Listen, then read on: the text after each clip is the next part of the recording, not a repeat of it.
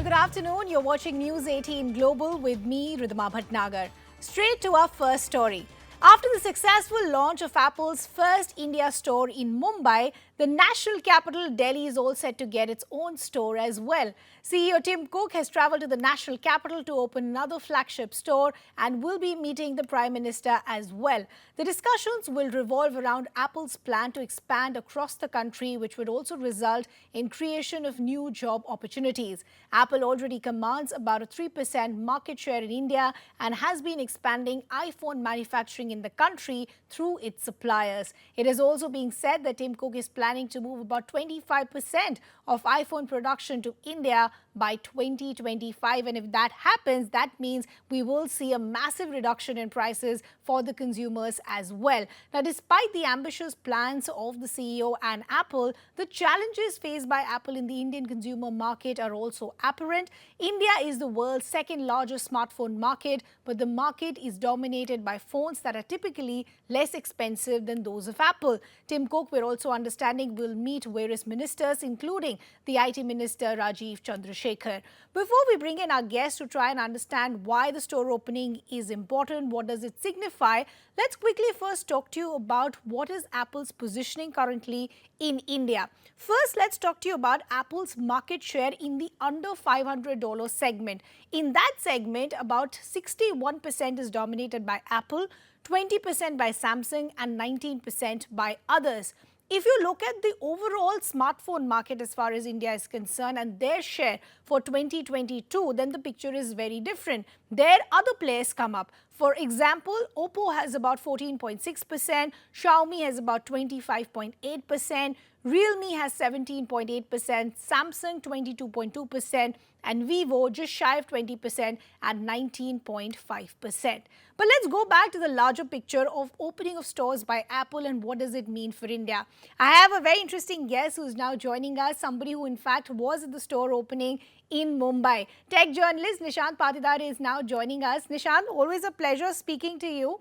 Let's first talk about the store experience itself. You were there for the media preview and afterwards as well. Talk to us about what did you see at the store? How was the experience?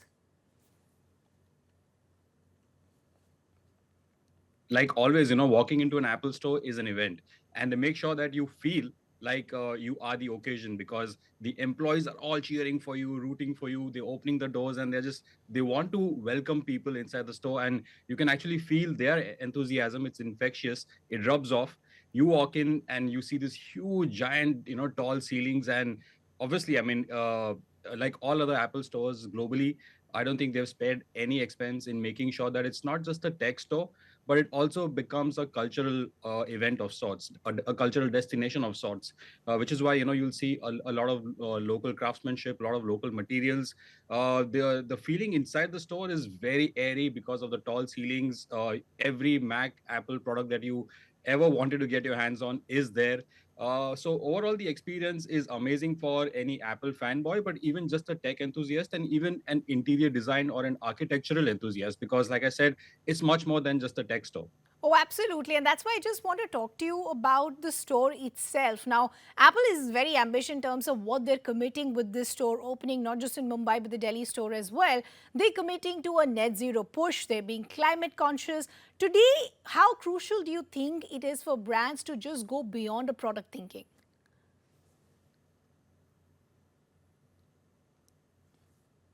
I mean, for a brand like for a brand as big as Apple, of course, all eyes are going to be on it, especially when you're opening your first retail outlet in the country. I mean, from the get go itself, it's completely solar powered. So the entire store, both the levels, the main level and the mezzanine level, are completely solar powered. So that goes a long way in just establishing the fact that how responsible they are as a company. They're also investing a lot in making sure that they're using more and more recyclable parts, aluminum, steel, all the other precious metals within their phones as well. And their goal is by 2030 to become completely carbon neutral globally, all their stores, all their operations, manufacturing as well. So that's an ambitious goal, but if anybody can achieve it, I think Apple would be the brand to achieve it first. Well, it almost looks like, and a lot of people like you, in fact, were there for that store opening, feel that this ambitious target, in fact, can be achieved. But Nishant, now let's just talk about the crucial bits as far as why is this such a big deal? What does Apple's opening of these stores indicate for India? And more importantly, what do you think it means for India as a market as well?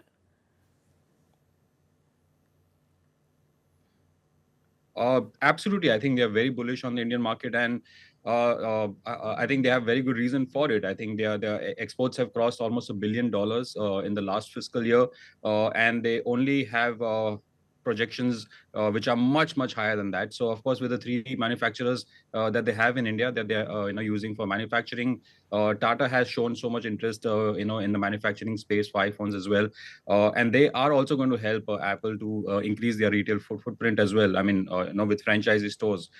So overall, I think India is looking like a very big market for Apple. And overall, even though their market share might be a minuscule 4% of the overall smartphone market space in India, which means, I mean, from their POV, it just means there's so much headroom to grow, right? I think also the demand for premium from mid to premium segment phones is growing exponentially, Yeah. especially in developing markets like India, China, all the BRIC countries. And they can see that. I mean, just the sales of iPhones have increased so much. In fact, they True. control 60% of the premium market share in India, which is a huge chunk of anything from iPhone 11, 12, 13 upwards. Hmm. So that actually indicates, all the signs indicate that Apple has a huge, and of course, a very bright future in India. And to the most important aspect, Nishant, because a lot of customers and consumers are very excited today, the fact that Apple will now control everything from manufacturing and retail, does life change for consumers? Is there going to be a big change as far as pricing is concerned? Not really. I think the pricing is going to be identical whether you go to Apple online store or you go to an Apple reseller, which are the franchises that we have all been used to seeing for so many years, or whether you go to the Apple original store now, whether in BKC or Saket in New Delhi. I think the pricing is going to be very consistent. What they want to offer as a differentiator when you go to an Apple retail store is the experience and the service. So the Yeah. two things that you won't find anywhere else are the Genius Bar, which is their way of saying that, hey, if you have a problem with your new iPhone, if you want to port from Android to an iPhone to an iOS, this is the place where you can get all your contacts, all your pictures, all your information transferred from your Android to your iPhone Hmm. completely safely and under expert guidance. They also have Today at Apple, which is their version of saying workshops and seminars, which means that both in Mumbai and Delhi, they'll have curated workshops, which basically just teach people, a lot about the software and services that Apple have to offer. They have some fantastic software, that gets up and coming musicians Sure. to be able to record in their own homes, like GarageBand or Logic Pro.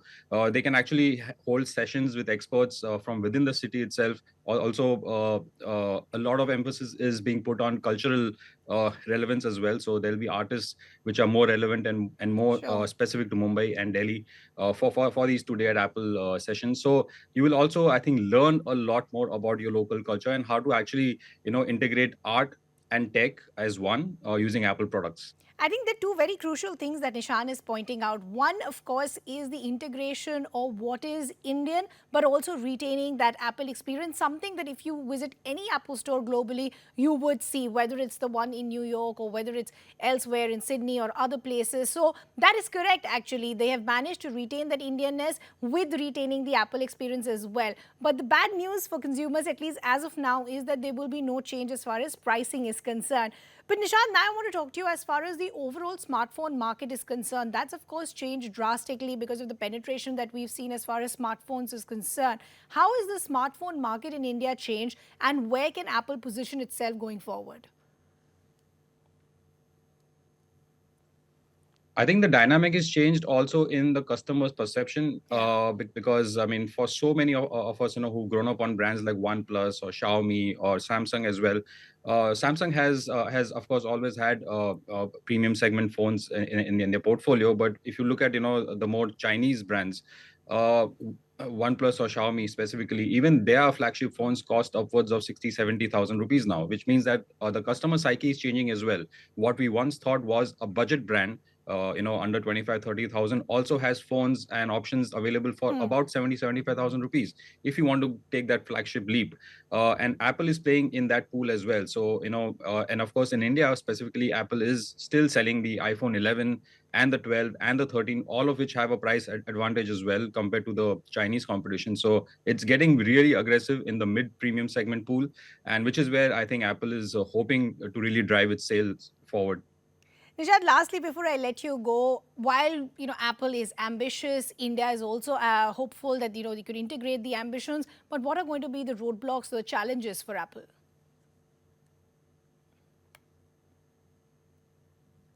The challenges I feel, of course, I mean, I don't think it's so much of a challenge, but Hmm. it's going to be in phases. But I Hmm. think they really need to up their retail expansion plan, because I think these stores are are very significant touch points for for the consumer experience.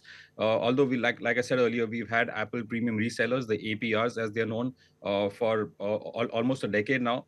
It's a whole different experience when you walk into an Apple store and you actually experience the product the way it's supposed to be experienced, in terms of the display, in terms of the knowledge that you gain from the employees over there. Like, for example, even in the BKC store, there are about 100 employees and they speak up to 20 different languages. So no matter what ethnicity you are, you will be catered to, and you will be actually looked after in your regional language. So I think that's a significant differentiator, and I think that is going to be a challenge, to find the right kind of man force as well, to man these retail outlets, and of course finding the right locations, because that has never been easy for Apple. They have a specific requirement for for real estate, for location geographically.